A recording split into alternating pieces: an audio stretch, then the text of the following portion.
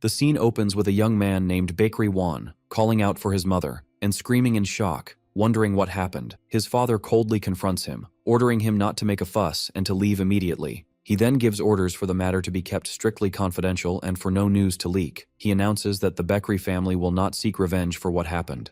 He explains that he is making this decision for the good of the family and the greater good, and specifically warns his son against acting alone to seek revenge. Bakery Wan shows extreme shock and pain. He then bursts into tears in his father's face, asking how he can claim to be a man when he refuses to even respond to his wife's murder, let alone seek revenge for her. He calls him inhuman. He declares that he will leave, stating that he no longer has any ties to the Bakery family. As he runs away, he realizes he doesn't have enough strength to take revenge in his current state, so he vows to seek immense power that no one can ignore. He decides to establish a new sect, gather his men, and expand his influence. As he continues on his way, he thinks of everyone who had a hand in his mother's death, and everyone who knew the truth and chose to remain silent. He swears he will have his revenge, even if it takes decades. 12 years later, the scene shifts to a place engulfed in flames, where a man is screaming for help, admitting he was wrong and begging for the Muram Alliance to be informed. This man pleads with a now-adult Bakery Wan, offering him anything he wants. Amidst the rubble and corpses, he insists his offer is good, to which Bakery Wan calmly replies that there is one thing he wants right now.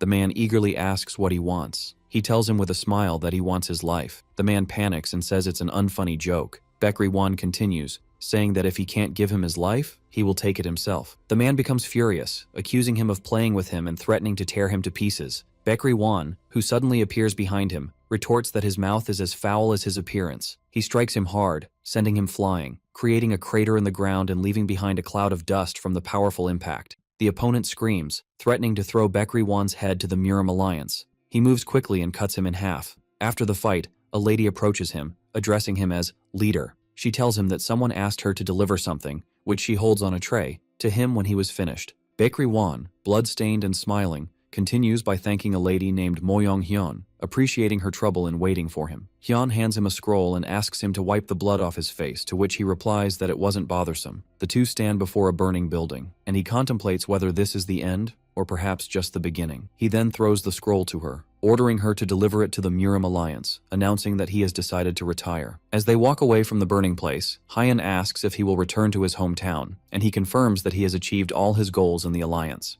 She asks if she can visit him when she retires too, and he agrees, telling her to come find him if she gets extremely bored. She insists on knowing where she should go to find him, and he tells her he will be in Hwayong County, Hubei. The scene shifts to Bakery Wan on a boat, thinking that a long time has passed. He remembers how he left his family and joined the Muram Alliance to build his strength, how he rose to the position of leader thanks to the new martial arts he created, and recalls the 12 years that have passed since he joined. He smiles, feeling he is finally ready to establish his own sect. He continues his thoughts on the boat, noting that he has saved enough money to buy a mansion and has just heard that a perfect property is for sale. Feeling that everything is going perfectly, he laughs to himself, believing that heaven is helping him. Then he bursts into a loud laugh. The old boatman comments that something good must have happened to him, and Bakery Wan apologizes for his excessive excitement. He explains that he is on his way to sign a contract to buy a mansion to establish the sect he has planned his whole life, and the boatman notes that he is a young sect leader. He mutters to himself that the only mansion for sale nearby is the haunted one, and Bakery Wan asks him what he's mumbling about. The boatman dismisses it,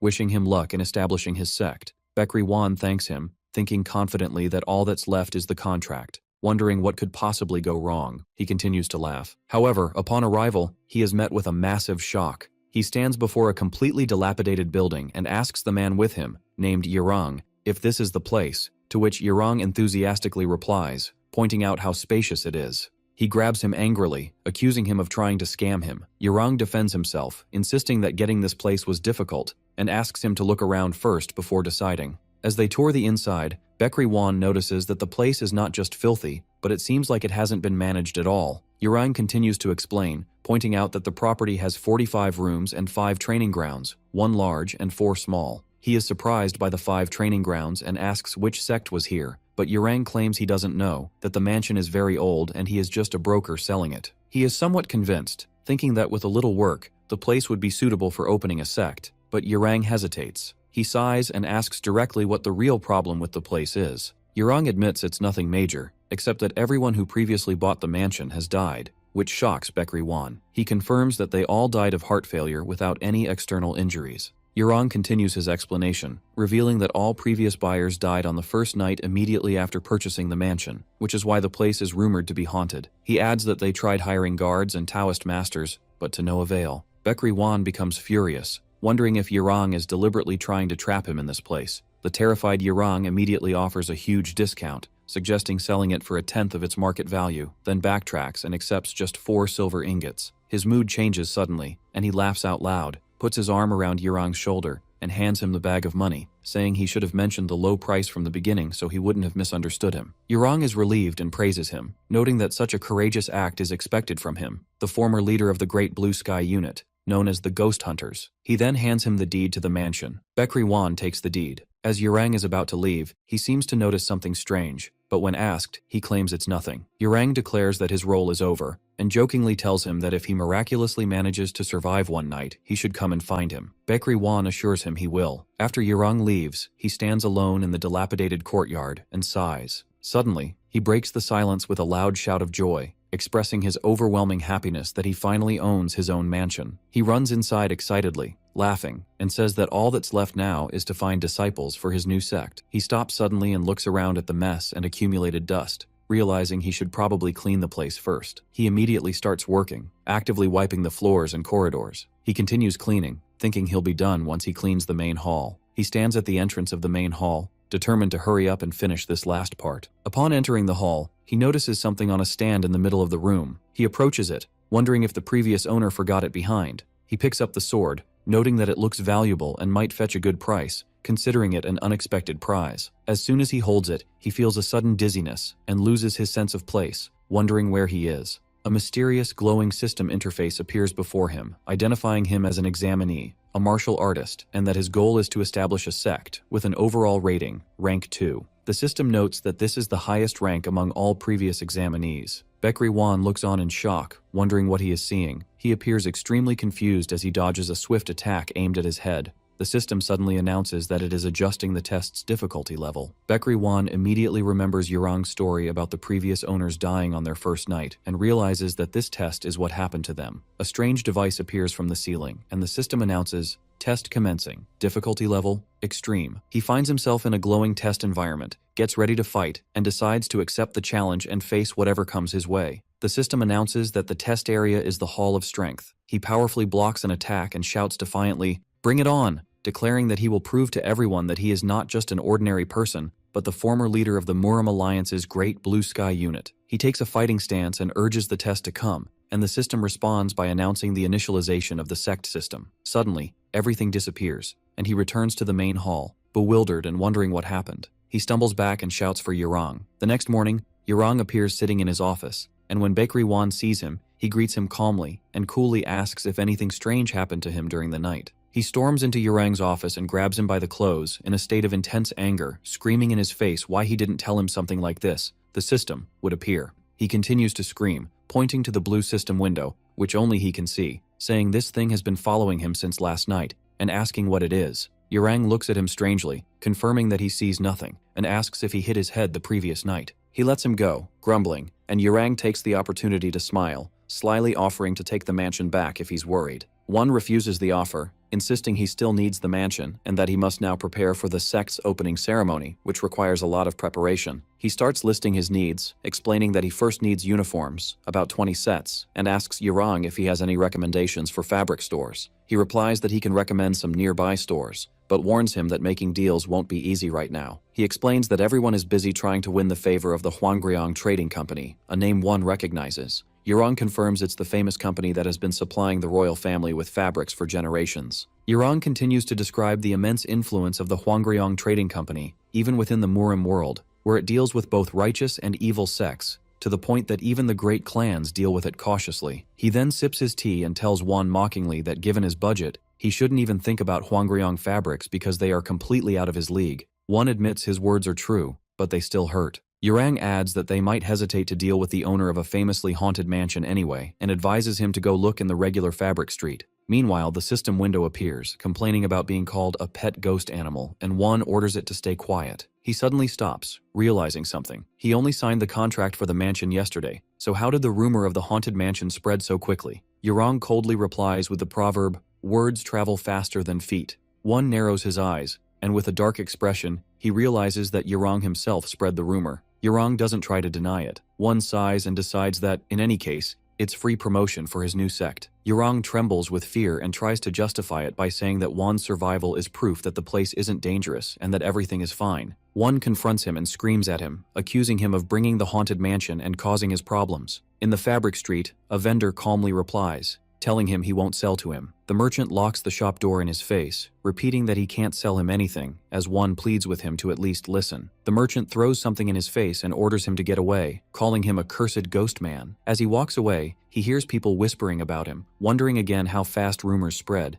and tries to calm himself down so people don't think the Heavenly Healer, his nickname, has gone crazy. Suddenly, he hears someone shouting for another to let him go. He turns to see a man holding a young boy, Seo Wu, who is clinging to him, the boy screaming that the man promised to heal his sister. An old man, elder, runs towards them, calling out to the boy, Seo Wu. The boy explains to the elder that these warriors tricked him, took his money, and didn't treat his sister. The man gets angry and punches Seo Wu hard in the face, shouting that his sister is hopeless and that even the doctors have given up on her, while the elder screams the beaten boy's name. The old man intervenes, noticing the men's attire, and recognizes them as members of the Baekyeom sect, asking how they can bully a child like that. The highest-ranking member of the group orders his subordinate to handle the matter quietly and ensure the news doesn't reach the sect leader. The subordinate, a huge man, smiles, cracks his knuckles, and tells the elder and the boy they should have been polite, but now they've forced him to get his hands bloody again. The huge man smiles mockingly. Before he can move, he receives a sudden, powerful kick to the face from Baekri Wan. The man falls to the ground unconscious, and the highest-ranking member of the Baekyeom sect is stunned, shouting and demanding to know the identity of the attacker. One stands calmly, looks towards the elder and the boy, then replies to the man that his name might not be famous yet,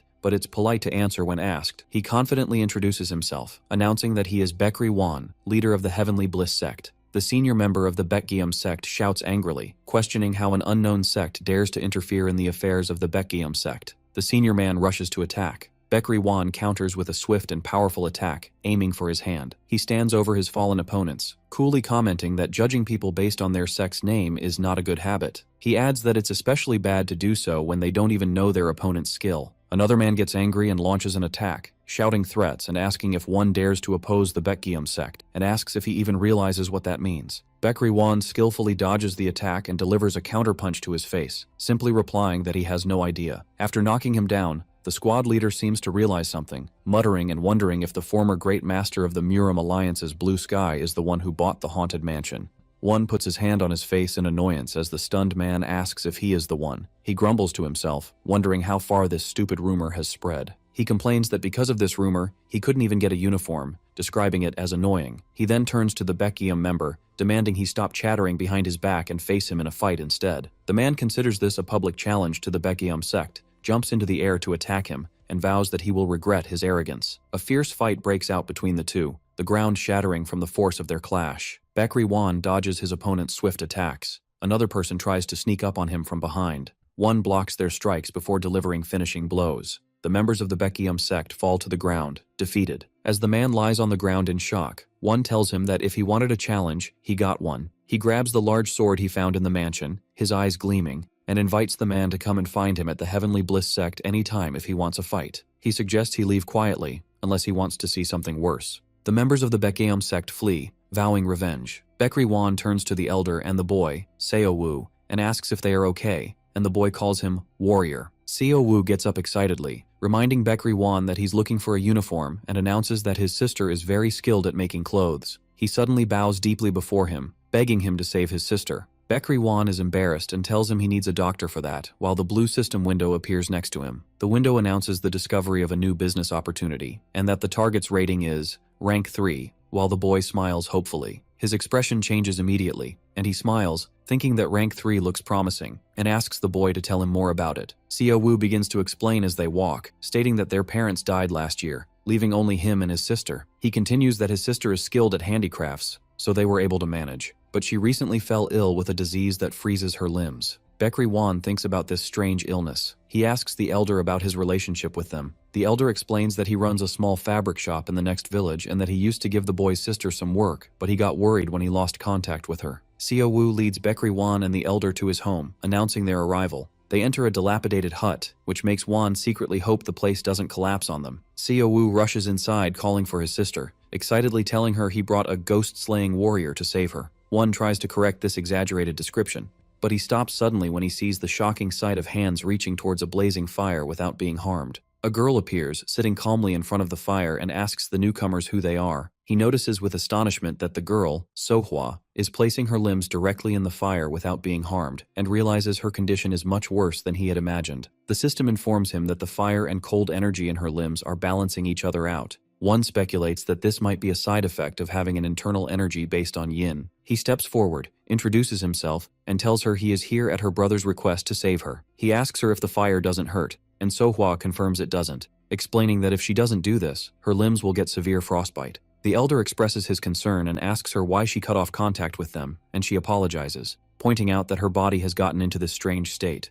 Baekri Wan asks for permission to check her pulse for a moment to confirm his suspicions. She agrees and asks him to hurry. While checking, the system warns him that he is absorbing excess yin energy and that this situation is dangerous. He orders it to be silent, which puzzles Sohua, who sees nothing. The system confirms that excess yin energy has invaded her body. He announces that he understands, and diagnoses her condition as extreme yin constitution, a rare condition that causes her body to continuously gather yin energy from the surroundings and store it. He mentions that the Sword Queen, the mistress of the Sword Pavilion and one of the 10 Celestials, possesses this same trait. Sohua comments that she doesn't know her, but she sounds like an amazing person. One explains that this constitution is a blessing for martial artists, but in her case, she has absorbed too much yin and severely lacks yang energy to balance it. He then delivers the shocking news. If this continues, she will die within 3 months, something she probably felt herself. She sadly confirms she expected it and asks if there is any cure, while Xiao Wu explodes in anger, accusing him of being a fraud like the others.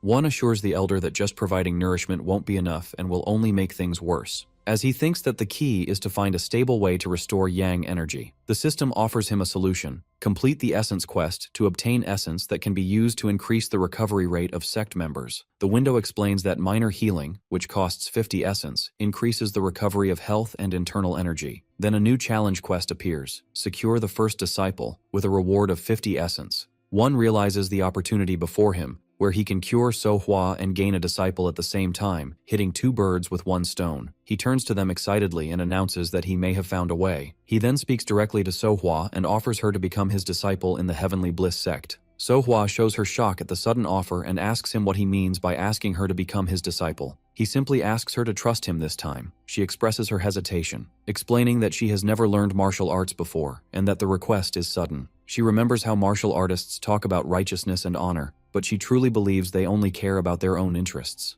She remembers how they pretend to help, but in the end, they are only looking out for themselves, and how her parents died caught in one of their battles. She fears this man might be like them, pretending to help her and then abandoning her, and she wonders why he wants her to become one of the martial artists she despises. She suddenly notices Baekri Wan's hand, which has been frostbitten from touching her yin energy when he checked her pulse. He extends his hand towards her, smiling, and tells her it's not a problem for him, as long as this is the way to heal her. She is stunned by his reaction and wonders to herself if this man is different from the others. She sighs, deciding she has no other choice, and that if this is the way to heal her body, she will trust him one last time and agrees to his request. The moment Sohua agrees, the system, which only one can see, announces the completion of the challenge quest: secure the first disciple, and that he has gained 50 essence. It also detects the frostbite on his hand. Immediately, he uses the essence to activate minor healing. Sohua is enveloped in a halo of light and feels surprised and warm spreading through her hands. One smiles, realizing the system is working, while the system announces the adaptation of healing and concentration of energy. Her internal energy flow increases. He also feels the healing effect, noticing that his own yang energy, which was damaged by the cold, is starting to return. The system confirms that the sect members, Wan's, yang energy is recovering.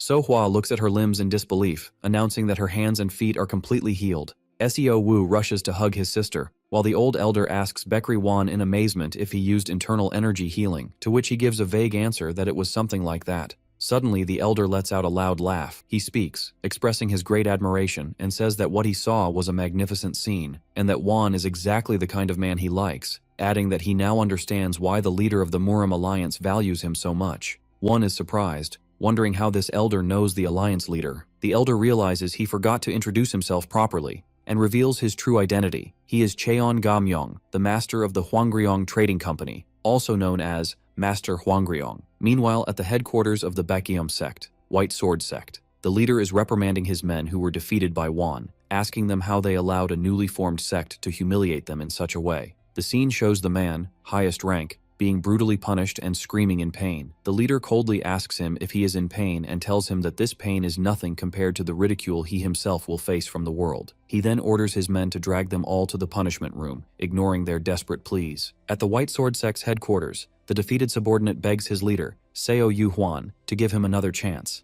The leader ignores the plea, thinking about Baekri Won of the Heavenly Sword sect. He decides he must prepare a grand welcoming party for him. Back at the hut, Baekri Won wonders about the true identity of the old man he met. He asks him directly if he is really the head of the Yellow Dragon Chamber Hwangryong. The old man, Cheon Gamyong, laughs, confirming his identity. One thinks that he knew the man was not ordinary, but he never imagined he was this influential. So-hwa tries to apologize to Gamyong for not realizing his status, but he gently reassures her that it's nothing to apologize for. He then turns his attention to Baekri Won and offers him to join the Yellow Dragon Chamber. He promises to provide all the support he needs. One realizes the magnitude of the offer. The Yellow Dragon Chamber is a massive merchant guild that supplies the royal family with clothing and silk. The system rates him as a potential grade A business partner. He knows that top martial arts masters belong to them, to the extent that a single word from Gamyong could affect the balance between the Murim Alliance and the Demonic Union. Although it's a great opportunity, he decides this is not the future he is seeking. So, he expresses his appreciation for the offer but is forced to decline it. He explains with a smile that he has just accepted his first disciple.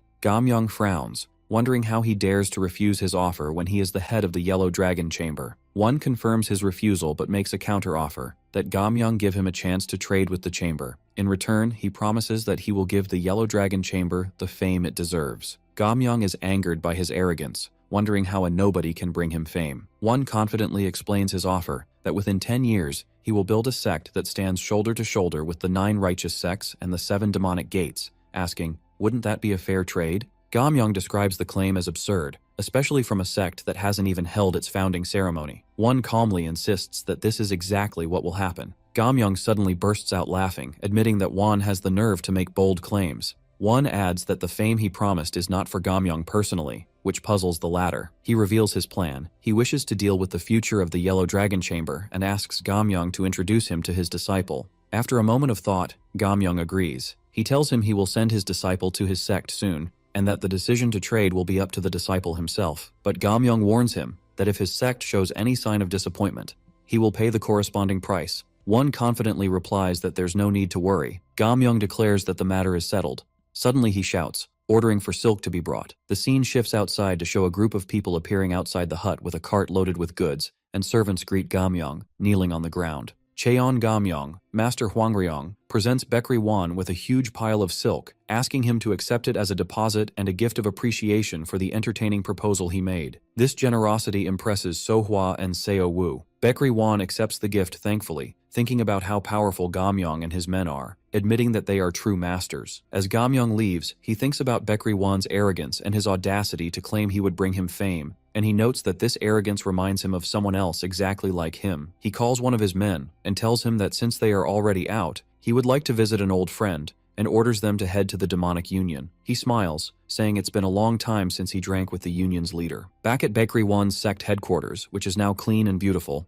So-hwa asks him what he thinks of the new robe she made herself. He enthusiastically replies that he loves the robe and that it's perfect. He appears wearing a magnificent robe, and the system displays a message stating that it is a heavenly silk robe that has increased his dignity and charm. So-hwa expresses her happiness that he likes the robe and apologizes, saying it's her first time working with such fine silk. One comments on how comfortable he feels moving in the new robe, while Seo Woo watches them with admiration. Suddenly, a system window appears before him, announcing that he has created a garment of exceptional quality and asking him to choose his reward. He sees a reward window offering Advanced Healing Technique, Elixir of Superior Talent, or Unlock Unique Trait. While thinking that the technique and elixir sound great, he decides to choose to unlock a unique trait first. The system announces that he can now unlock his disciple's traits. A window appears displaying So-hwa's information, 17 years old, describing her as being born with an extreme yin body and having exceptional potential as a martial artist, but lacking in stamina due to inactivity. The system displays the available traits: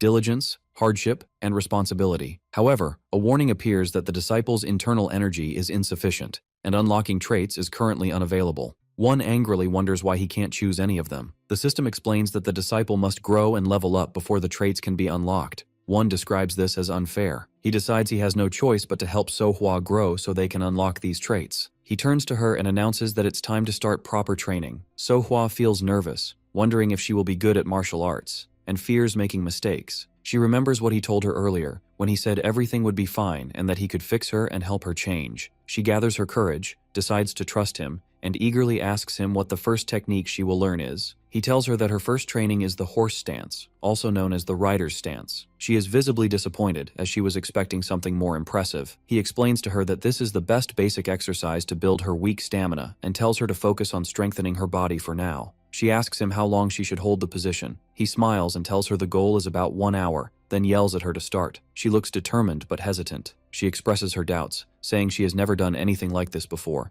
and asks if she can really learn martial arts. He reassures her, reminding her that she has an extreme yin body. He explains that her body naturally gathers internal energy, and although it's yin energy, it will stabilize once she forms a core for it. He thinks to himself happily that she is a heavenly talent he can never let go of. Yurong comes running towards him in a state of panic, and hands him a sealed letter, telling him it's from the White Sword Sect. Yurong worriedly asks if Wan knows their leader. He receives the letter, realizing it's about the men he defeated the previous day, while Xiao Wu continues to curse them and call them scoundrels. Upon reading the letter, he discovers it is an invitation addressed to the Heavenly Sword Sect, his new sect, to participate in a martial arts tournament. Yurong explains that the White Sword Sect is the dominant force in the region, and their leader is famous for his bad temper and his reputation for dismantling weak sects under the guise of friendly duels. He finds it strange that a leader of this stature would target a dishonorable sect like theirs. One is annoyed by this insult and asks if he means to insult his sect, and Yurong quickly backtracks, insisting it was a misunderstanding. Bakery Wan smiles, understanding that the leader's goal is to humiliate a rising sect, and finds this amusing. He declares that this is a perfect opportunity to spread his sect's name. His disciple Sohwa expresses her concern,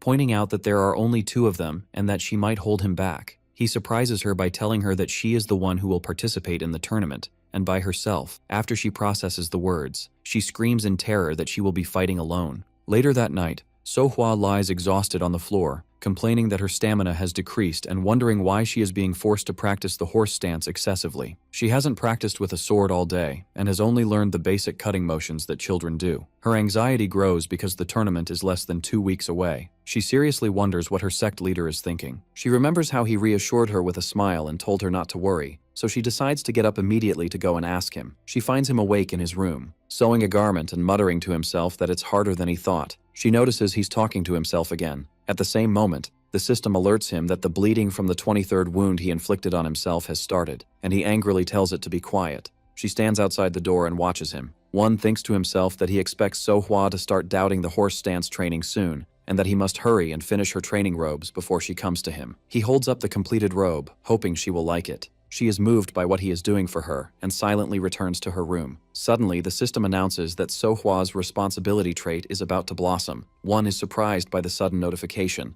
The day of the tournament hosted by the White Sword Sect arrives. At the registration table, some officials are grumbling, wondering why the friendly match suddenly became a tournament, and one points out that the rumor of their men being defeated by the Heavenly Bliss sect has already spread. They realize the leader plans to use the tournament to make an example of them in front of the other sects and to show the consequences of challenging the White Sword Sect. One of the officials smiles mockingly, saying that these strangers picked the wrong fight, then looks up in surprise. He sees Baekri Wan and Sohwa standing before him. She calmly asks him where to sign. The stunned official answers her. As she signs, he looks at her and thinks to himself, wondering if this sect hires its members based on looks, commenting, "She's so cute." The official at the registration desk makes a sarcastic comment about her clothes, which angers Wan. Later, at the sect headquarters, Baekri Wan asks his disciple her opinion on the new robe, and although he admits his sewing isn't perfect, she expresses her immense happiness with it. In the tournament arena, the leader of the White Sword Sect, Seo Yu Huan, announces the start of the White Sword Dueling Tournament, explaining that its purpose is to foster friendship among the righteous sects. He adds that it is also an event for the new buds who will lead the future, which is why he has revealed a small gift. The gift is open to be a lesser clarity pill, which astonishes the attendees. The system explains that it is a rare elixir refined by Wudang's Jianhu people, and taking it strengthens qi and blood and helps establish the energy center. Seo Yuhuan then announces that the winner of the tournament will receive this pill, which excites the crowd who praise his generosity. As an assistant informs the leader that the draw is ready, the latter smiles slyly, thinking to himself and calling the participants fools, and insisting that he will make them never dare to challenge his sect again. He vows to show them the vast difference in power. The events move to Tournament Area 3, preliminary round, where Sohua stands nervously, wondering if she can perform well. Baekri Wan reassures her, asking her to remember her training, to which she worriedly replies that all she did was the horse stance. He tells her to trust him because he is the one who trained her. He assures her that she has become much stronger than she was. She decides to try, although she is not entirely convinced. The preliminary round in Area 3 begins. She introduces herself as Sohua of the Heavenly Bliss sect, and her opponent introduces himself as Cheong Sam, a third-generation disciple of the Blue Moon sect. He scoffs at her, noting that she not only lacks experience but also looks like she's never held a sword before. She nervously admits that she has only been training for a month. The opponent becomes more sarcastic and vows to teach her a lesson, and gives the referee the signal to start. He stands his ground boldly, telling her to attack with all her might. But in a single moment, she approaches him and delivers a knockout blow, sending him to the ground, amidst the astonishment of the audience, and the referees who couldn't believe the match was decided with a single strike. Baekri Wan smiles, reminding her that he asked her to trust him. The stunned referee announces the victory of Sohua of the Heavenly Bliss sect. Baekri Wan thinks about his strategy, explaining to himself that over the past 2 weeks he taught her the mindset of a martial artist. He explains that hitting an opponent with full force is difficult for beginners who are afraid of hurting their opponents. He concludes his thought that Sohua, unlike them, can use her full power. She runs excitedly towards her leader, announcing that she won. He watches her, thinking to himself that she should get through the main rounds without any problem. He decides he no longer needs to worry about her and that he should now wander around to see if there are any other interesting participants. The referee announces the next match for Jin Guang of the White Sword sect, which catches his attention. He watches as Jin Guang quickly defeats his opponent, who begs him to wait. The defeated opponent admits his loss. But, ignoring the surrender, Jin Guang raises his sword with a fierce red aura. He delivers a brutal blow to his downed opponent, who screams for him to stop. The referee intervenes, shouting that the match is already over. Jin Guang is declared the winner. One watches the scene with disgust, noting that Jin Guang is a despicable person who resorts to dirty tricks even against an opponent he clearly outmatches. Sohua runs happily towards him, telling him she has reached the main rounds. She tells him excitedly that she used all her strength and won easily, just as he told her. Suddenly, she feels a strong and uncomfortable killing intent and realizes it's coming from the person one is looking at, Jin Guang. He tells her that if things continue this way, she will likely face him in the main rounds. Someone interrupts them, congratulating them on their progress, and reveals his identity as Seo Yuhuan, the leader of the White Sword sect, which shocks Sohua. He offers a fake apology for the rudeness of his disciples the previous day. One coldly replies that it doesn't bother him, but adds sarcastically that it seems the leader's disciples need more training. The leader ignores the insult and praises Sohua, considering a young girl reaching the main rounds to be wonderful. But he adds that it's a pity her next opponent is Ogium and that this is as far as she will go. He then offers her to join his sect, pointing out her special talent. One replies mockingly, thanking the leader for his kind words about his paintings, meaning his disciple. He adds that the disciples of the White Sword sect seem somewhat useful. The word somewhat angers the leader, who immediately calls one of his disciples, Wang Bao. He orders him to escort Wan and Sohua to their rooms and wishes them to enjoy the rest of the event.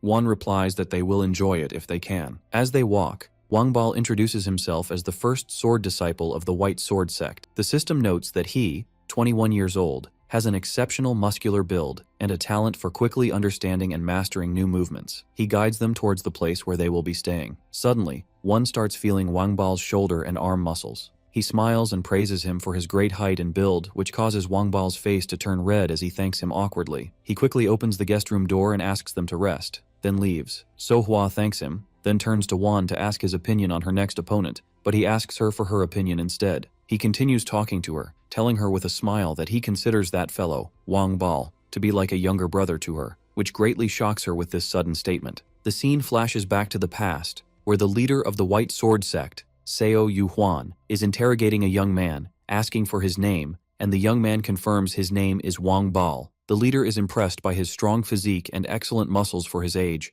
and tells him he has talent and will become a disciple of the White Sword sect. Wang Bao thanks him with great enthusiasm. Later, during a training duel, he is easily defeated by another disciple named Jin Guang. A spectator comments on how amazing it is that Jin Guang defeated a disciple 3 years his senior. Wang Bao, lying on the ground, tries to explain to Jin Guang that it was just training and there was no need for such harshness. The leader turns his face away, declaring he was mistaken about Wang Bao. The young man looks on in shock, while the leader declares he was nothing but an empty shell with a good build. He coldly orders him to spend the rest of his life cleaning up after his younger colleagues. The flashback ends, and Wang Bao wakes up startled from this nightmare. He is surprised to find Jin Guang in his room, who tells him he's awake. He explains he came to warm up before the tournament. Wang Bao tries to apologize, claiming he's not feeling well. Jin Guang scoffs at his excuse and insists he needs him now. He adds mockingly that as a man whose only asset is his physique, he should at least make himself useful at times like these. Wang Bao reluctantly agrees. He tells him to hurry up, he's just doing a light warm-up, and leaves, leaving Wang Bao in a state of despair. Back at the tournament arena, the referee announces the start of the semi-final match. Baekri Wan is remembered explaining to Sohwa that her next opponent is Ojium, and his style is the Phantom Sword. He explains to her that this style is full of variations and is hard to predict, but it leaves huge openings if not executed precisely. When she asks him what she should do, she suggests she should try not to be deceived. He tells her she's not wrong, but for her, there is a much easier way, and asks her to do that, something specific that was not revealed, and guarantees her victory if she trusts him. She eagerly agrees. In the present, Yurong joins Baekri Wan, expressing his astonishment at Sohwa reaching the semi-finals. He congratulates him on this achievement in just 1 month. Wan smiles confidently and tells him he will accept the congratulations after she wins the finals tomorrow, which shocks Yurong, who asks if he's serious. In the ring, Ojiam addresses Sohwa, saying he gives her credit for getting this far, but her luck ends here. He tells her with an arrogant smile that everyone here expects her defeat. She replies with a confident smile, telling him he's wrong, because at least her sect leader said she would win. Ojiam scoffs at her confidence, saying, like master, like disciple, and calls them both out of their minds. The referee announces the start of the duel, and Sohwa rushes towards her opponent, declaring she will win today's match. The semi-final match begins between Sohwa and her opponent Ojiam, the user of the Phantom Sword. Yirang, the broker, comments that the fundamentals of the White Sword sect's disciple seem to be on a different level. Ojiam launches a deceptive attack using his technique, mocking her and asking if she will give up so quickly. She remembers her leader's, Baekri Wan's, instructions that if she cannot distinguish between a real and a phantom attack, she should defend her center line. She takes a defensive stance, but Ojiam's attack manages to break through her defense and push her back. He expresses surprise that she managed to block the blow, admits he underestimated her, then prepares to attack seriously using his energy. He unleashes a more complex Phantom Sword attack, attacking her from multiple angles at once. The scene flashes back to Baekri Wan's instructions to her, where he explained that users of the Phantom Sword are relatively weak in direct combat and try to maintain their distance. He assured her that as long as her weapon can reach him, she can win. In the present, Ojiam mocks her, and she replies that she has only just begun. She ignores the illusions and rushes directly towards him, executing her leader's strategy. He continues his phantom attacks, and scoffs at her very obvious moves as he delivers a real blow. She dodges the strikes but is hit by a powerful counterattack. Baekri Wan watches seriously while Yurang looks shocked. She falls to the ground and Ogium declares his victory. She kneels on the ground, panting from exhaustion. He coldly tells her he was hoping for more, but it seems this is all she has. She struggles to her feet and screams that it's not over yet. He scoffs at her, wondering what she can do when she can barely stand. Suddenly, he is surprised to see her rushing towards him with determination. He gets nervous and finds this ridiculous. She declares that this one blow will end it. She executes the basic ultimate strike, second form, final cut, delivering a direct and decisive blow to her opponent. Baekri Wan smiles, while Yurang shouts excitedly, declaring her victory. One of the White Sword sect disciples, who was previously defeated, gets up and protests loudly, claiming she made a mistake and feigned defeat to launch a surprise attack. One calls this claim stubbornness, but the disciple shouts angrily, wondering how their disciple could lose to a girl like her without cheating. Baekri Wan asks in a cold voice if the White Sword sect always lacks etiquette, allowing a mere disciple to argue with the master of another sect. The terrified disciple backs down, trying to apologize.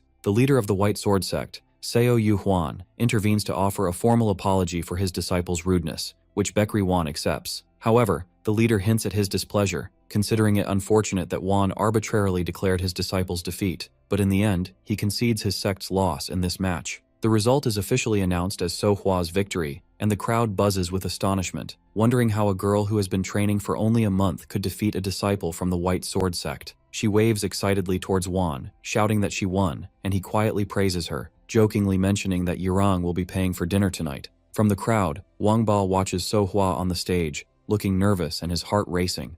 Later, Seo Yuhuan secretly orders Wang Bao to put poison in So Hua's meal, specifically a paralyzing agent strong enough to slow her movements in tomorrow's match. He adds that mere defeat is not enough and orders him to inform Jin Guang, the violent disciple, to break her limbs and paralyze her. Wang Bao refuses, insisting he cannot do something like that, and receives a hard slap across the face from his leader. He calls him a fool, saying that if he lacks talent, he should at least have cunning. He then slaps him again, justifying that this is why his younger colleagues surpass him. At that moment, Bakery Wan appears, mockingly commenting that the leader of the White Sword sect is very strict in disciplining his disciples. Both the leader and Wang Bao are surprised by his presence. Wan smiles and greets them sarcastically. Seo Yuhuan accuses Wan of being impolite for interfering in another sect's affairs. He ignores the accusation and says that regardless of the circumstances, the leader is being too harsh on Wang Bao. The leader replies that it is his duty to guide his disciples and tells Wan to mind his own business, but he replies that he is here on business with him. When he asks about this business, Wan demands that he hand over Wang Bao to the Heavenly Bliss sect. Wang Bao is shocked by this sudden request,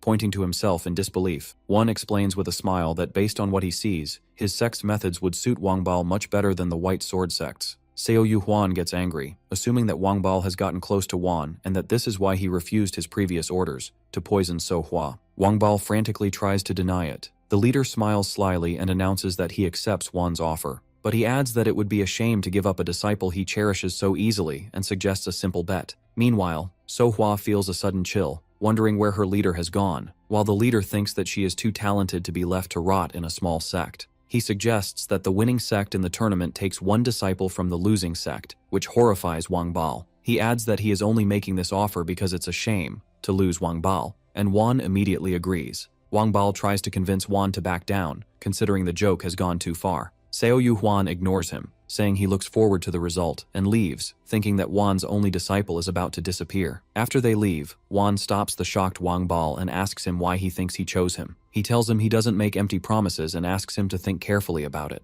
Wang Bao asks in a panic if Lady So Hua knows about this bet. Bakery Wan continues talking to him, telling him with a smile that So Hua would be happy to have a junior disciple and that it's a shame to let a talent like him rot in the White Sword sect. He then cheerfully confirms that all he has to do now is win the bet. He turns to So Hua and tells her he doesn't want to put pressure on her, but he asks her directly if she can win this tournament. She replies that she will do her best, of course, but reminds him that he was the one who told her the odds were 50-50. He confirms that, but adds that he knows she can do it. He smiles at her confidently and tells her he believes in her. Her determination strengthens, and she enthusiastically replies that she will win. At that moment, the system appears, announcing that So Hua's responsibility trait has awakened. Elsewhere, the leader of the White Sword sect, Seo Yuhuan, warns his disciple Jin Guang not to be careless. He orders him that he must win and that there will be no more humiliation. Jin Guang agrees with him. Wang Bao approaches him and advises him to be careful. Jin Guang scoffs, insisting he won't be as reckless as Ogeom, and mocks Wang Bao for putting his trust in the lucky shot that the beginner So Hua made. He declares with determination that he will go and crush every bit of that false hope. In the final dueling arena, the referee calls the contestants, So Hua and Jin Guang, to come forward.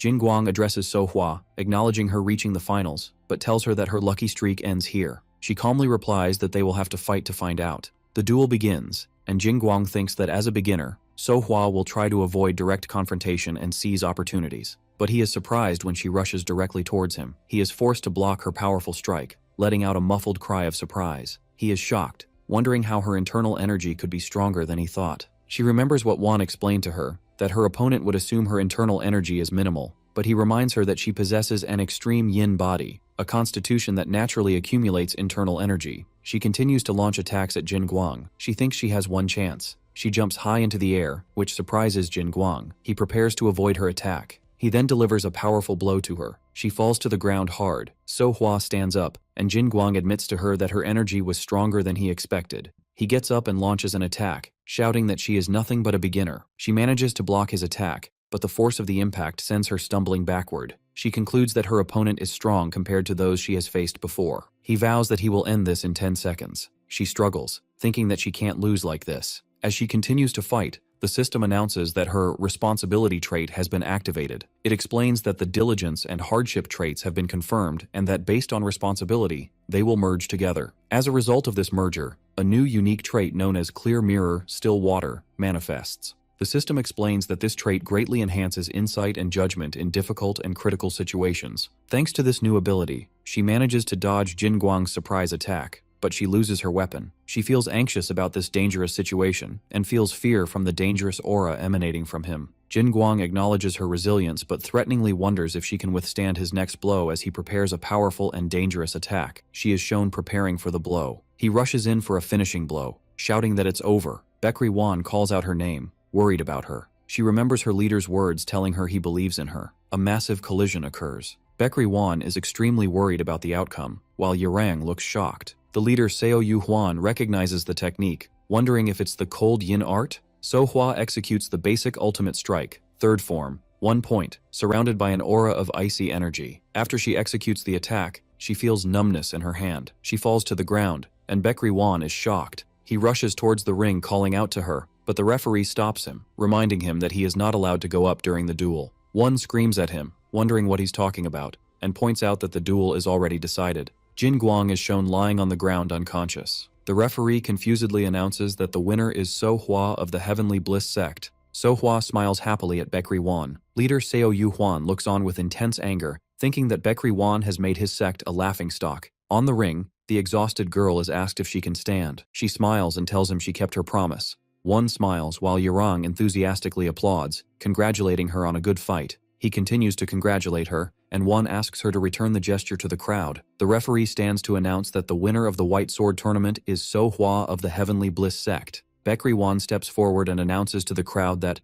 as the leader of the Heavenly Sword sect, he would like to say a few words. He announces that 1 month from now, the official founding ceremony of the Heavenly Sword sect will be held, and he requests the attendance of everyone present. His announcement causes a great stir among the crowd, as people wonder how the White Sword sect could lose to a new sect that hasn't even held its official founding ceremony. The leader of the White Sword sect, Seo Yu Huang, erupts in anger, screaming at Baekri Wan, calling him a bastard, and accusing him of using the tournament as a platform to announce his sect's founding ceremony. He continues his accusations, claiming he hid the fact that his disciple used the cold yin skill and dared to act in front of him. When he steps forward to attack, his disciple Wang Pal stops him, grabbing his arm, which angers him, and he asks what he is doing. He begs him to remain calm. His anger grows, and he accuses Wang Pal of already siding with the Heavenly Sword sect and prepares to attack him. He declares that traitors must be executed immediately, to Wang Pal's horror. He launches a powerful attack towards him, but Baekri Wan suddenly appears to block the attack, and coldly asks him what he is doing. He declares that Wang Pal is now a disciple of the Heavenly Sword sect and warns him against treating him recklessly. With glowing eyes, he offers that if he is dissatisfied with the tournament's result, he can fight him personally on Wang Pal's behalf. He squeezes his hand hard. He suppresses his intense anger, pushes him away, and shouts at him to do as he pleases. As he leaves, he screams at Wang Pal, telling him he despises the sight of him and ordering him to get lost. He clenches his fist in rage, vowing never to forget the humiliation Baekri Wan caused him. As they walk, Wan asks Wang Pal if he still has any regrets. He denies it but expresses doubt in his ability to start over as someone who lacks talent. He places a hand on his shoulder, reassuring him that he is already a fine martial artist and promises to prove it to him without a doubt. He is deeply moved, and his eyes well up with tears as he recalls his former master's insults, who called him an empty shell and just a good-looking man. With renewed determination, he thanks him and vows to work hard from now on. The system announces that he has officially become the second disciple of the Heavenly Sword sect. With the tournament concluded, Yurong complains that Wan stole the spotlight with his announcement, even though Sowa was the one who won. 2 weeks later at the sect's headquarters, Wang Pal is seen training diligently in the horse stance. He pants from exhaustion and asks his master what he should do besides the horse stance, while Sowa runs by playfully, laughing and calling out to him. She clears her throat, taking on the role of the senior disciple, and tells him that the leader always emphasizes the basics. She, with 2 months of training, advises him not to be impatient and to train hard to one day become like her. He, with 8 years of training, laughs awkwardly and agrees. He smiles and says he's still confident in his physical skills, so she tells him that if that's the case, he can fetch the water himself. Baekri Wan observes his new disciple, and the system displays his profile. Wang Pal, 21 years old, second disciple. It reveals his strengths, an exceptional bone structure and a prodigious talent for understanding and absorbing techniques. And his weaknesses, a very low sense of Chai energy. He gathers internal energy slowly. This can be compensated for with spirit concentration. His unique, currently unusable traits also appear: shy, diligent, self-disciplined. He confirms that this matches his suspicions. He analyzes that his talent lies in his understanding of techniques and his firm mental image, in addition to his endurance. As he watches him play with Seo Wu, he thinks about his new disciples, first Sohwa and now Wang Pal, and smiles, satisfied with his keen eye for talent. Yurang asks him how the preparations for the founding ceremony are going. One thanks him, confirming that things have gone smoothly thanks to his help. Yurang humbly says he's just an investor, then tells him that thanks to the promotion during the tournament, many messages have arrived from people confirming their intention to attend the founding ceremony, which surprises him. But he adds a caveat, telling him that among the letters is an order from the Murim Alliance, which shocks him. He opens the scroll, only to discover that the Murim Alliance is demanding they undergo a plagiarism review regarding the Bekri family's core skill, which greatly bewilders him. Yurang shouts, denouncing the timing, wondering why they are suddenly requesting this now, 15 years after the Bekri family published the skill. One thinks with a sarcastic smile that this method of targeting weaknesses is typical of his family, and feels frustrated that things were going so smoothly before this. He asserts, to himself, that his sect's martial arts are the product of 15 years of his own insight, and not a single thread of his family's techniques is woven into them. But he realizes that if the Murim Alliance examiner decides to side with his family, it will be difficult to avoid a plagiarism conviction. Yurang realizes with horror that if they fail the review, they won't be able to transmit the art and will owe a huge compensation, which makes him scream for his money. He adds that even if they get a re-examination later, the standards will be much stricter. Wang Pal interrupts him by entering and calling for the sect leader. Yurang announces that he must leave now and exits, leaving Wan and Wang Pal. One thinks they will most likely target the founding ceremony. He decides they must check the differences in the core skills of as many known sects and houses as possible so they can't find loopholes to accuse them of plagiarism. But he faces a problem in how to obtain these core skills immediately. Meanwhile, his two disciples, Sohwa and Wang Pal, call out to him in confusion. Sohwa rushes in screaming, "Sect leader!" looking extremely frustrated, and he asks them what's happening. They tell him that guests have arrived, which startles him. At the entrance, a woman named Cheongha wonders if that stingy patriarch really bought this property. Her huge companion, Namgung Wu, warns her not to touch anything recklessly before he kills her. When Wan appears, he asks them their identities. Namgung Wu greets him, calling him by his old title, Great Patriarch of the Blue Sky Unit. The two guests are introduced. Namgung Wu, a member of the Great Blue Sky Unit from the Namgung family, and Cheongha, the unit's leader. He then asks him if he is now the leader of the Heavenly Sword Sect. Bekri Wan starts laughing, which puzzles Sohwa, and says that their arrival could turn everything around, and he thinks about his family. Meanwhile, elsewhere, Yurang discusses the situation with his aide, postulating that if this request is backed by the well-connected Bekri family, the Murim Alliance is likely to side with them, and he wonders if they should pull out. But his aide replies that there's no need to hesitate, pointing out that this trial is on a completely different level and not a simple problem like the one with the White Sword Sect. Yurang calls for his aide Gayum and orders him to draft and send a letter. When asked where, he explains that if they fear the influence of the Murim Alliance and his family, perhaps they should raise the stakes. He smiles slyly, declaring he'll see if they can drag the demonic union into this as well. At the Bekri family headquarters, someone speaks to the master of the outer hall, Bekri Seung, saying he is committing a needless act. It becomes clear that he is speaking to the head of the family, Wan's father, questioning the point of requesting a plagiarism review for a core skill of a sect that hasn't even opened yet, and reminds him that he warned him not to provoke him. He acknowledges that the family head did indeed warn him, and replies that the decision to provoke was a unilateral one made by the family head himself. The conversation between them continues. Seung had been evaluating Kang's sons, noting that the eldest son, Wana, Bekri Wan, doesn't care for martial arts, is weak and talentless, while the daughter Sana is talented but impulsive, and most importantly, a girl. Bekri Kang calmly replies that there's no problem with a girl inheriting the family, as there's no rule against it in their family. Seung gets angry, asking him how he let that boy, Wan, leave the family, wondering if he didn't cherish him. He reminds him that Wan was a child who excelled in talent, intelligence, and even temperament, to the point that no one would have objected to him being the heir. The father calmly agrees with him. Seung insists he must be brought back and shown that his place is here, and he must be reminded that his roots are with their family, stressing that this is the will of the Council of Elders and the Outer Hall. Bekri Kang agrees, considering he has done his duty as a father. He adds that adversity is necessary for growth and that his son must learn to protect his sect. He orders Seung to go and make him understand that wherever he goes, he is under the sky of the Bekri family. He bows, vowing to bring Wana back to the family. The scene shifts to the day of the Heavenly Bliss sect's opening ceremony. Bekri Seung stands beside Yi Su, the deputy military commander of 3 divisions in the Murim Alliance. He reassures him not to worry, asserting that so far, no sect has survived a core skill plagiarism review. Seung replies that he is not worried at all and that he will bring his nephew back unconditionally. As they walk, Yisu expresses his lack of understanding for his obsession with him, wondering if he isn't just a relative despite his talent. Seung replies that he is not just a relative. He explains that if he had stayed and trained in the family's arts, he would have become the greatest swordsman of this era. He concludes that the boy abandoned the family, but it needs him. He looks at the crowd gathered for the opening ceremony, wondering to himself how Baekri Won will respond to his family's call. In the ceremony courtyard, his voice is heard ordering to open the gates. His personal system notes that his heart rate is accelerating and advises him to breathe deeply. He tells it to shut up and jumps from the roof of the building. He lands forcefully in the middle of the courtyard, shouting,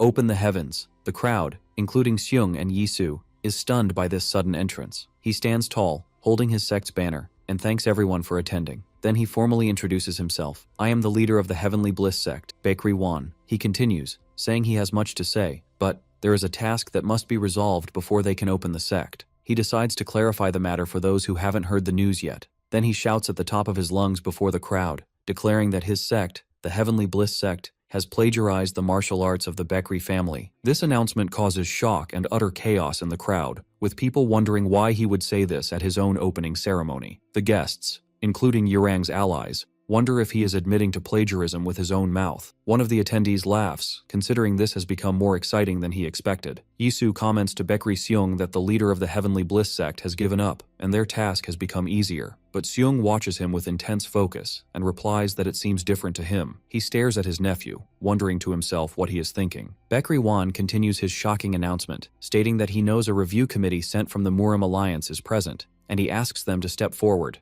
Baekri Seung, Pale Moon Sword, and Yisu, deputy military commander of the alliance, step forward. His uncle greets him, saying it has been a while. Yisu asks him his intention, and he replies that it's not difficult. He declares that he intends to undergo the plagiarism verification review here, in this open place in front of everyone. This shocks his uncle, who protests that reviews are confidential and not disclosed to the public until a verdict is issued. Yisu intervenes to stop him, reminding him that the alliance is here to mediate, not to interrogate his sect. Yisu realizes to himself that he cannot appear unjust in front of the other sects, so he decides to take the initiative and agree. Baekri Won asks for permission to begin, and Yisu agrees. He begins to demonstrate one of his sect's two core skills, the Transcendent Strike. He performs the first form, Heaven, Earth, and Man. The audience cheers in admiration of his martial skill. Yisu asks if this is the skill that is alleged to have plagiarized the Baekri family's arts. One confirms that the similarity is based on borrowing the principle of heaven, earth, and man. His uncle begins to opine that it is indeed, but he interrupts him, adding that it is also simultaneously considered plagiarism of the Nanggong family's arts. He continues, declaring that all 23 of his sect's core skills, after verification, are considered plagiarism of the arts of numerous sects. The panicked Yisu shouts that this is a false accusation. He calmly asks him which part is false.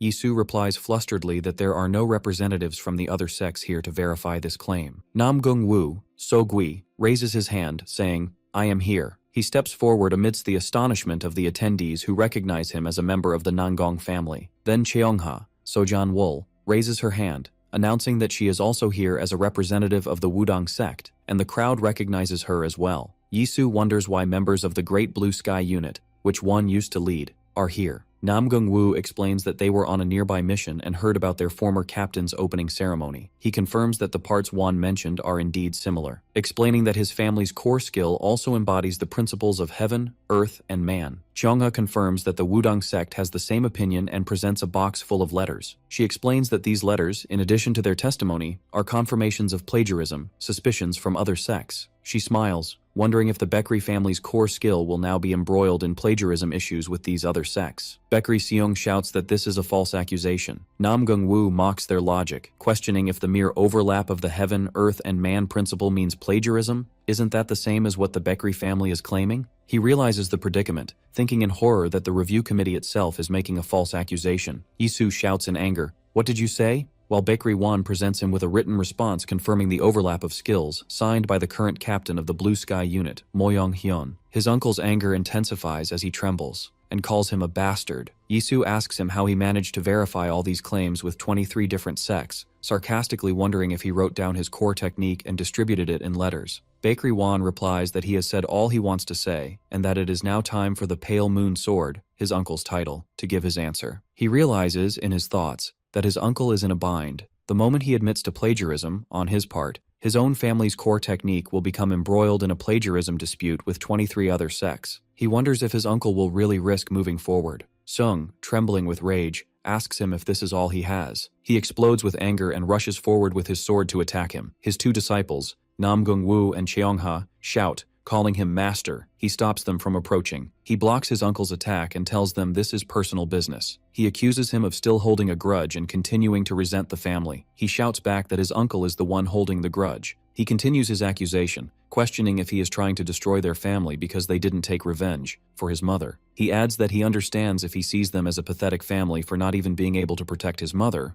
but if he's trying to destroy the family because of that, then he, Seung, will. He launches a counterattack that overpowers his uncle. The latter stumbles back from the force of the impact, coughing up blood. He stands over him, asserting that he has no intention of denying his lineage. He admits he would be a liar if he said he didn't resent his uncle, but he has let go of most of that resentment now. He angrily asks him why he doesn't return then. He explains that as a sect leader, he must become stronger on his own, and that he is now different from the person who ran away from the main family. He asks him how long he thinks he will last, warning him that small sects like his are nothing if the main family decides to pressure him. He replies that he is ready for a confrontation at any time, just like this time. He recalls a memory from his childhood, training with his uncle and calling him uncle. He remembers how he proudly shouted that he had finally succeeded in blocking one of his strikes, and his uncle laughs, telling him, his pet name, to get ready for another strike. Back to the present. He addresses his uncle lying on the ground, telling him that as the leader of the Heavenly Bliss sect, his core technique and martial arts are not plagiarized from any other sect. Then he adds, as his nephew from the Bekri family, that he asks him to wait a little longer, vowing that he will reveal everything one day. His uncle gives a faint smile. He gets up and officially announces his identity. Bekri Seung, the outer head of the Bekri family and the younger brother of the current family head, announcing his name as Chang Wol. He declares before the crowd that the Heavenly Bliss sect did not plagiarize the martial arts of the Bekri family. The crowd erupts in cheers and applause. Among the audience, a masked person smiles, thinking that he was prepared to intervene if things went south, but it seems Won didn't need any help, praising the old man, Yurong, for his good choice of person. Meanwhile, Ga Yom, a disciple of the master of the Yellow Dragon Room, appears, scolding the masked man and telling him to be quiet. The aide grumbles about coming all this way, but expresses amazement at the palace, wondering if it's a divine weapon or a wondrous artifact. The masked man, Sado Ryan Ju, master of the demonic union, appears and smiles, commenting that Bekri Wan is a more interesting person than he thought. He announces that he will leave first and disappears into the shadows. Ga-yum watches him leave and thinks that this person was her first business partner. Back at the Heavenly Bliss sect headquarters later, Sowa looks shocked as she thinks about how unbelievable what is happening is.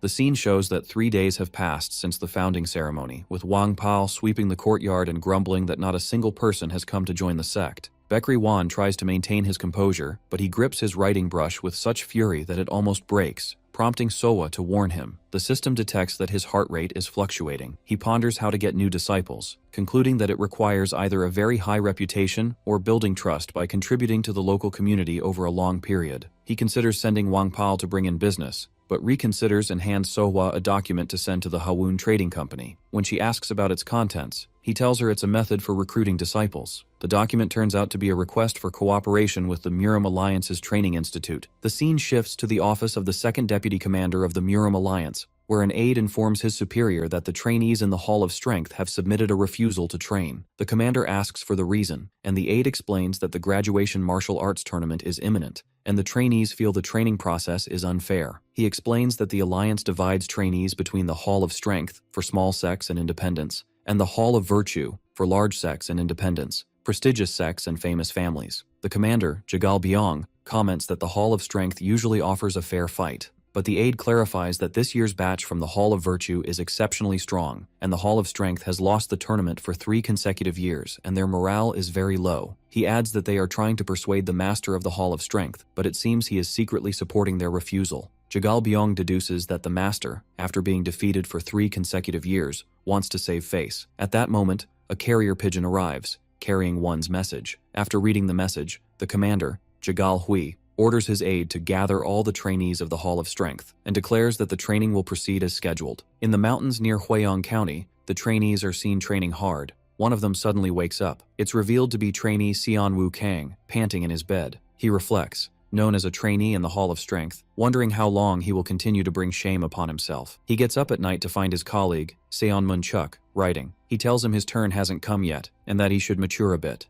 Kang, unable to sleep, asks him if there is anything unusual. He apologizes, explaining that this current training is his fault. He admits that he was the one who encouraged the refusal of training. He believes the Alliance considered it a challenge and sent them as punishment to an unknown sect, Bakery Wan's sect. His colleague replies that it doesn't matter, suggesting that if they don't trust the sect, they can simply pressure its leader, Wan, until he respects their opinion to some extent. He notes that it's time for the guard change and tells him to go to sleep. Suddenly, they jump up in alert, and Chuk shouts, "Who's there?" Bakery Wan appears before them, introducing himself as the leader of the Heavenly Bliss sect. He announces to them that he will now begin the sect's entrance test. He explains that the rule is simple. He tells them that all they have to do is have just one of them succeed in crossing the threshold of his sect, the building's entrance. Upon hearing this, Kang shouts for the rest of the Hall of Strength members to prepare for battle. One rushes to attack him, overpowering him with a single swift blow, leaving Chuk in a state of shock. Chuk screams his name after he falls to the ground. Bakery Wan adds a condition to the test.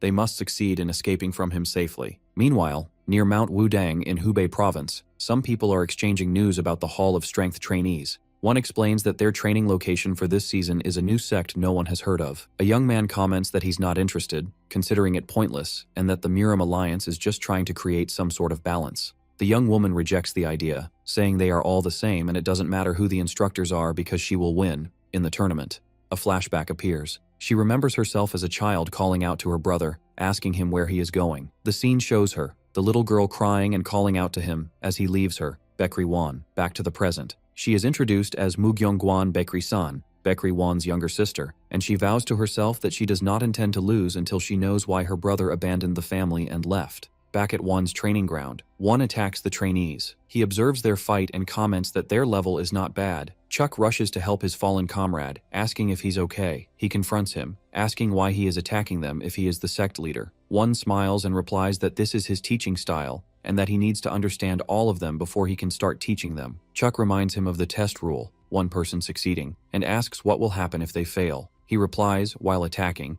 that if they are the type who can't even pass a simple entrance test like this, there will be no need to send them to the martial arts tournament. He explains that he plans to tie up everyone who fails and throw them in the storeroom until all the matches are over, and he declares that this is the greatest humiliation a martial artist can suffer, defeat without even a chance to fight. Chuk shouts and asks him to wait. As the attack continues, Kang suddenly appears before him and blocks his attack. The trainee Seoman Chuk smiles and boldly asks him if defeating him here would be considered passing the entrance test. Bakery Wan accepts the challenge and tells them to attack. They attack together, and he comments that it's a good decision. The scene shows a violent clash, and they scream in pain. He explains that their decision would have been good, if not for the fact that their opponent is him. Kang is shown in a state of shock. He stands before the trainees he has easily defeated and sighs. He mocks them, wondering where their initial spirit went, and how they could get flustered by a simple setback. The trainee Seon Oggang gets up and attacks again, to which Wan comments, "Good." He analyzes his attack, noting that despite his fighting spirit, his movements seem a bit stiff. Yun rushes from behind him and tries to surprise him with a sudden attack. He moves quickly, swiftly aiming his leg towards her, but he stops just before it would decapitate her. He notes that Seoman Chuk is quick to assess the situation and seems to have witnessed real combat. He blocks the attacks, and thinks that they are all extremely tense due to panic. He delivers a powerful counterblow to Chuk, making him scream in pain. He concludes that they are completely failing to take advantage of their numerical superiority. He addresses Seon Oggang, pointing out the hesitation in his movements, and sarcastically asks if he's worried about hurting him. He adds mockingly, how could he hurt him with this pathetic level of skill, but thinks to himself that these three, Kang, Chuk, and Yun, are the most prominent. He decides to provoke them a little. He expresses his deep disappointment in them and how they turned into a disorganized mob just by facing an unexpected opponent. He tells them that the rumors about defeatism controlling them seem to be true, which angers Kang. Seoman Chuk speaks to him. He formulates a plan and tells him to handle the defense. He believes Wan is deliberately matching their level and that the three of them, with Danri Yun, can definitely create an opening. He completes the plan that when Kang sees the opening, he will charge, and Danri Yun must finish it. One notices they've finally decided to get serious but comments that they are too slow and rushes to attack them. He attacks, and Seon Oggang is shown in a shocked defensive posture. He delivers a powerful kick towards him, sending him flying. The others take advantage of his distraction, quickly approaching from two different directions, and he stands in the middle while they are in shock. He notices that the trainees are launching a coordinated attack. The two, Chuck and Yun, attack together, but he easily blocks them, sending them flying with a roundhouse kick, and they scream in pain. They are thrown to the ground. Kang shouts in anger, realizing that their biggest mistake in facing a master is familiarity, i.e., assuming the master won't attack seriously. He confirms this, grabbing him, and calls them naively optimistic for believing he wouldn't use his full strength. He throws him to the ground, expressing his disappointment and that he expected a shred of talent from them. He cracks his knuckles. He declares that it's over and that it's unfortunate, but a promise is a promise, referring to imprisoning them. Suddenly, Xian Wu Kang attacks Baekri Wan with an aura of red energy, blood sword technique, surprising him. He blocks the attack, noting that this martial art is familiar and unexpected. He recognizes the technique as belonging to the unorthodox faction, and specifically to Daehyul Great Serpent Sword Hyungso. Kang pants, thinking that he risked his life to pass this training. He orders him to show him his full power. He attacks ferociously. He blocks the powerful strike and feels a numbness in his hands. He looks on in amazement, thinking, "This brat," and realizing his incredible talent. He starts to laugh, and his system announces that his excitement meter has risen for the first time in a while. He thinks to himself excitedly, "I want this boy." Then he laughs out loud, mocking him by asking if that's all he's got. He wakes up, panting. He finds himself in a bed inside a room, wondering where he is, and if this is the headquarters of the Heavenly Bliss sect. He realizes he overexerted himself yesterday and collapsed. Someone, named Wan Jin, enters and asks if Master Xian Wugang is awake. He recognizes him. He panics, internally, realizing he used the blood sword technique of the unorthodox faction in front of him, and fears he might have noticed he is from the unorthodox faction. He continues to panic, thinking this is bad, and that he might be executed as a spy before he can have his anticipated duel with the Mugyong Martial School. Wan Jin tells him it's time for assembly and they should go, and he agrees nervously. He wonders to himself why Wan Jin didn't speak about it, and if the sect leader didn't notice.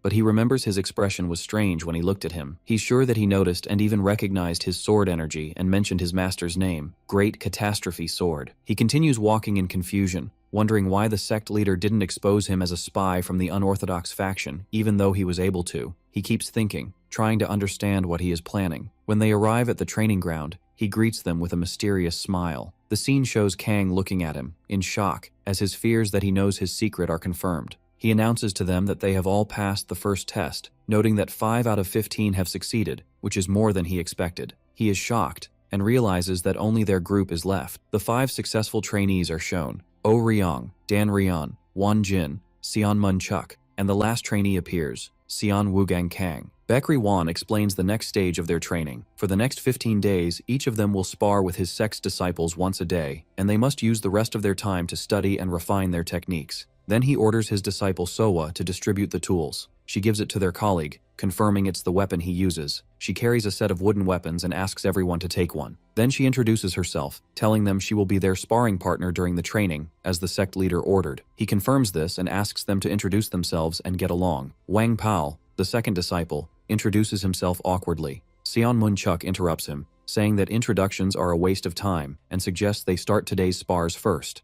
Sowa enthusiastically agrees, suggesting they fight 5 against 2, the 5 of them against her and Wang Pao, to save time. They are stunned by this proposal. Surprisingly, Wang Pao agrees to the idea. Baekri Wan smiles proudly, commenting to himself that he is proud of Sowa, and he also agrees. Chuck comments sarcastically on their overconfidence. He decides he will handle it himself and asks his 4 colleagues to just watch. He declares the start of the spar, thinking that they may have lost to the Mugyong Martial School for 3 years. But they will not be defeated by an unknown sect. He rushes towards Sowa, declaring he will finish it quickly, but she blocks his spear. He continues his attack, declaring that he is not done yet. He launches a series of rapid strikes, believing the next blow will be the decisive one. Suddenly, her unique trait, Clear Mind, activates, which surprises him when she grabs his spear. She unleashes an aura of cold yin art, causing his spear to freeze as he screams in shock. She warns him with a smile that her strike will hurt a little. She rushes forward with her powerful icy attack. Xian Wu Kang screams his name as he sees the attack. After his defeat, she invites the rest of the trainees to attack her together. The monk Wan Jin rushes forward screaming that his name is Wan Jin, not the rest, but she blocks his attack. He is impressed by her excellent defensive stance and praises her hard training. She thanks him shyly, but he warns her that the next blow will not be easy. He attacks, but Wang Pao suddenly intervenes to block the strike, surprising Sowa. He smiles and declares that his turn has come. The scene shows him attacking Won Jin, but someone intervenes and restrains his hand with a whip. Ryan acknowledges their strength and declares that from now on, they will all attack with their full power. The 5 of them rush together to attack them, but they manage to block all of their coordinated attacks. Xian Wu Kang shouts in anger, not believing they are struggling against an unknown sect. Sowa notices in shock that Wang Pal is injured in his arm from Kang's attack. The scene shows him screaming, using his physical strength to pull Ryan's whip. He pulls her forcefully with the whip, and her comrades shout in concern for her. He throws her forcefully towards Kang, and the 2 fall defeated. After 4 of them are defeated, Sowa addresses Oh Ryong, who is left standing alone, and tells her the spar is already decided. She asks her if she still wants to continue. She looks at her defeated colleagues and realizes in shock that there were 5 of them, and they couldn't win.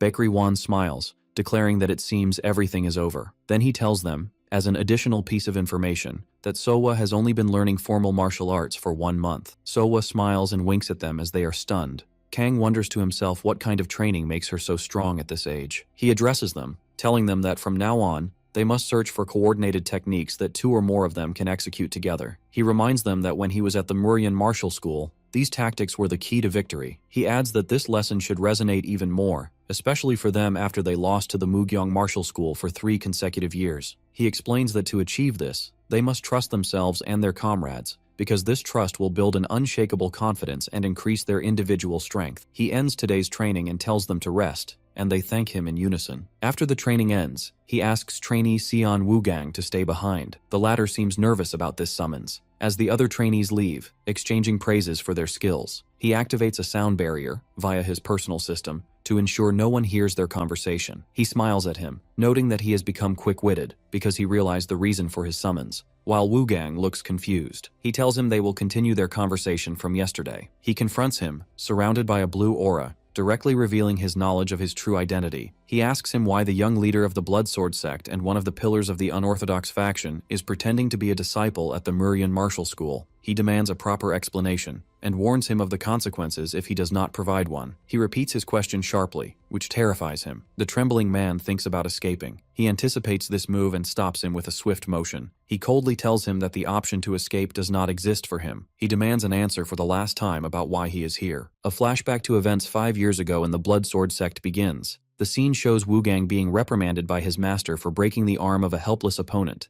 He orders him to get up. He shouts at him angrily, wondering why he didn't completely sever the opponent's arm or destroy his tendons to ensure he could never hold a sword again. He reminds him that he is the young leader of the Bloodsword sect, a position that is supposed to be feared by all who follow the unorthodox path, and asks him how long he will continue to disappoint him. Then he issues a shocking order to kill his older sister, the sect's senior disciple. He explains that she is fighting on the front against the Murim Alliance, and orders him to kill her, whether by a stab in the back or by infiltrating as a traitor. When he tries to protest, the master shouts that petty mercy could lead to the annihilation of the entire sect, and that this is the meaning of walking the unorthodox path. He threatens him that if he feels wronged, he will order his older sister to kill him instead. He warns him against escaping or committing suicide, because he, the master, will kill her herself if he does. He tells him that his destiny in the end is to kill him and inherit the sect, and if he refuses, he will kill everyone around him. He declares that the only path before him is for him and his sister to kill each other. He kneels, defeated, declaring that he will obey him. He remembers, in the present, his decision to infiltrate the Murim Alliance as a spy and kill his older sister. He thinks as he faces him that he just needs to buy time until he can escape his master's watch. He shouts and lunges forcefully towards him, deciding to use his technique, the Bloodsword technique, against him. One easily blocks his attack. He smiles at him. He comments that he lacks the ability to assess his opponent's strength, but his decision to break through was a good one. He asks him to show his true strength. He shouts at him, asking, "What do you want to do with me?" He continues his confrontation with him, telling him that he came here to train, and that he cannot show his true strength using the arts of the orthodox path. He urges him to prove his worth, noting that unleashing his true power will make his upcoming duel with the Mugyong Martial School much easier. He realizes that this fight is on a completely different level than the entrance test. He feels the danger, thinking that if he lets his guard down for a moment, he will die. He charges with a cry, using the red bloodsword technique. One blocks the attack, commenting that this is better than using orthodox techniques half-heartedly. He tells him with a smile that he was never suited for the arts of the unorthodox path because his nature does not align with it. He angrily asks him what he means. He explains that the techniques of the killing sword require a readiness to cut down anything in one's path, and this does not suit him. He shouts, questioning what he knows about him, and remembers his master's words about what it means to walk the unorthodox path. He continues his assessment, pointing out that his sword hesitates and lacks fighting spirit. He shouts at him to stop acting like he knows him. He strikes him, telling him that he is trying to hide his true self, but his sword betrays him. He asks him, while he is kneeling, about the truth he seeks. He shouts angrily, wondering if this matters in a world where everyone either kills or is killed. He responds by asking him why he carries a sword. He hesitates, then shouts, "I carry the sword for..." Then a violent clash of energies occurs. He falls to his knees, exhausted. He answers, "I carry the sword because I have a reason to become stronger." He recalls a memory of his father, Seon Woo-young, who was not a great martial artist, but was a man of honor who fought and stood firm on the battlefield even when everyone else fled, and remained true to himself. He admits that his father's death still fills him with resentment, but he could do nothing at the time. He had realized that if he acted recklessly, he would also die a meaningless death. That's why he decided he needed to become stronger and endure whatever happened. But he admits that in his obsession with strength, he became known as the young leader of the Blood Sword sect, not Seon Woo-young's son. In the present, he asks him if he regrets those days. The exhausted man replies that he doesn't know. He explains that he only wanted to protect his father's honor and prove that he was not a coward but a martial artist braver than anyone else. He shouts that he wanted to carry his name and lineage as his son. He prostrates himself before him, confessing that he has now lost his way. After his confession, he asks him to kill him or report him to the Muram Alliance, and to do as he pleases. He insists that the other trainees have nothing to do with this, and that he infiltrated alone. He sits before him and replies that he understands. Then he places his hand before him and makes a shocking observation, saying that he fights to protect, not to destroy. He looks at him in confusion. He surprises him with a light flick on his forehead, which sends him flying back and screaming in surprise. He shouts in pain, and he orders him to get up. He smiles and explains that seeing him reminds him of a boy he once knew who was blinded by revenge and lost in the darkness, referring to himself. He reveals that when he left his clan and joined the Muryan martial school, which shocks him, he had to reformulate his martial arts so as not to rely on his family's techniques. He explains that he demolished his foundations while others were building theirs, and he offers to help him build his own. He asks in disbelief if he is offering to teach him. He thinks to himself that having a disciple of one of the 10 Celestials, referring to him, join him is good for his sect. Then he announces his plan to him. In the next 15 days, he will tear apart every technique he knows and he must completely forget himself. He warns him that this process will bring immense pain and asks if he will follow him despite that. He asks him if he will become stronger if he does.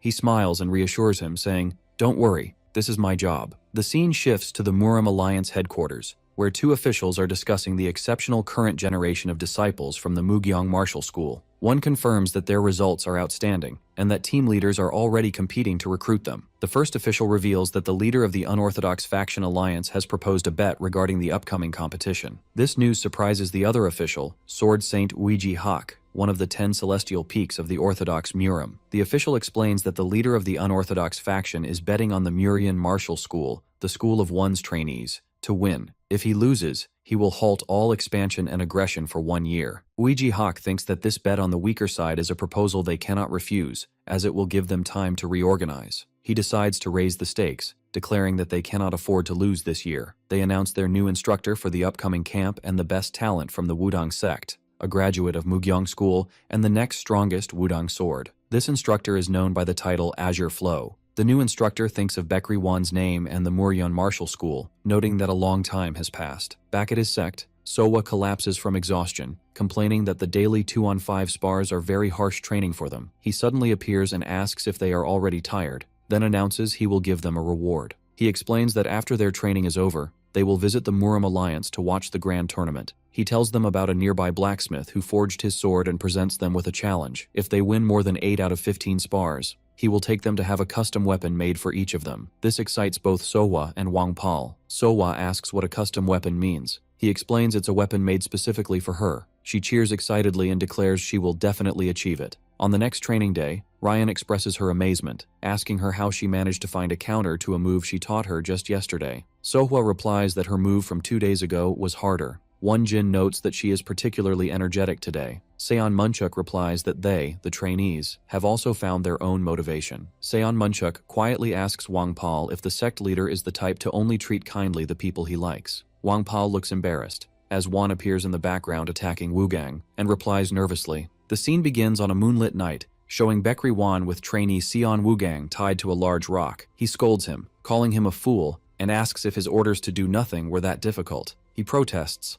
wondering if Juan expects him to sit idly and waste time. He calls this behavior ridiculous. He places a restraining rope on him, causing him to scream in pain. He explains that this rope was used to transport dangerous martial artists from the unorthodox faction without paralyzing them. He warns him that if he tries to move or use unorthodox techniques, the rope will tighten and crush his body. But he tells him there is a way to break free. He must use only his internal energy to escape, without moving his body. Meanwhile, Wang Pal rushes towards him, asking if it's true that he's giving Wugong special treatment. He denies it nervously and orders them not to concern themselves with such matters. He orders them to continue the spar, and the other 4 trainees rush forward enthusiastically, declaring they will show how much they've improved. He places his hand on his restrained head and tells him to watch his peers closely and to think hard about why he ordered him to do nothing. The spar continues between his 2 disciples and the 4 trainees. Seon Munchuk notices, during the fight, that whenever he retreats to increase the distance, Sowa immediately closes the gap, preventing him from using the effective range of his spear. He decides that if distance is the problem, he will use his body. Wugang watches him in shock, wondering how Chuck, who used to rely solely on spear techniques, is now using physical combat skills.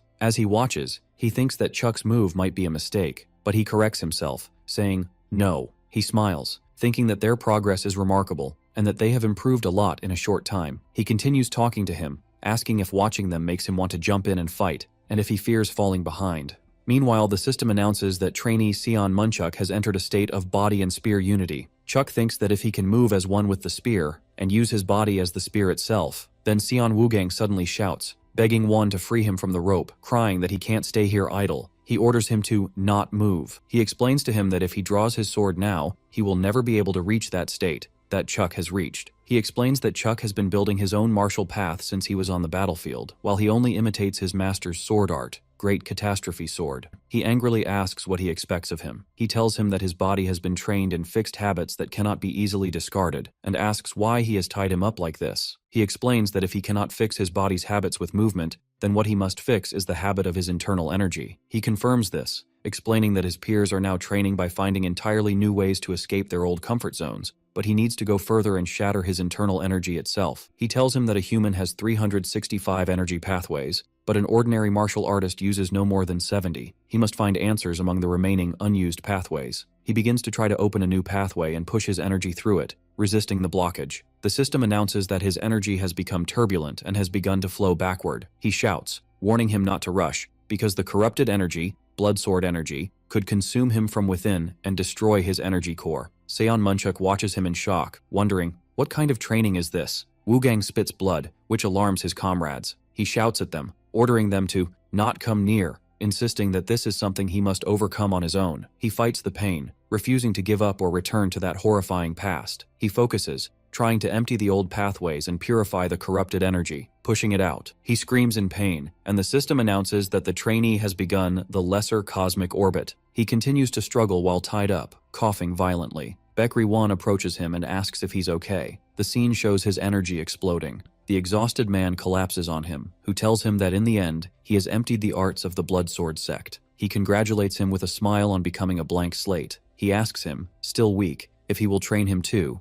insisting he can't fall behind. He agrees, telling him to fill that blank slate with a sword path of his own. The scene shows the trainees running towards him to check on him. Meanwhile, in a nearby forest, Namgung Woo and Chongha, Wan's old comrades from the Blue Sky unit, examine a mutilated body. Namgung Woo comments that the victim was drained and became dry. Chongha tells him to be quiet. He analyzes the body, noting the marks on the neck and the fact that he was hung upside down to bleed, confirming that this is the person they were tracking. She wonders sadly if they have lost him again. He notes that there are no common traits among the victims, and that any human seems sufficient for the culprit. He rules out that this is the work of unorthodox sects or the demonic sect because it's too chaotic, and suggests the culprit is a demon. He adds that he is not very strong, as there are few victims, but he is intelligent because he leaves no trace but the bodies. He suggests falling back and requesting support. She refuses, saying they can't let more victims appear while they wait. She asserts that the captain, Moyong Hyun, who succeeded Won, would have said the same thing, and declares they will continue the pursuit. He agrees with a smile, saying that orders are orders. As they prepare to leave, he jokingly suggests buying insurance because people usually die on such missions. He writes a message on a tree, stating that if he is gone for more than a month, please contact the leader of the Heavenly Bliss sect, Baekri Won. At that moment, Baekri Won, at his sect's headquarters, suddenly has a bad feeling.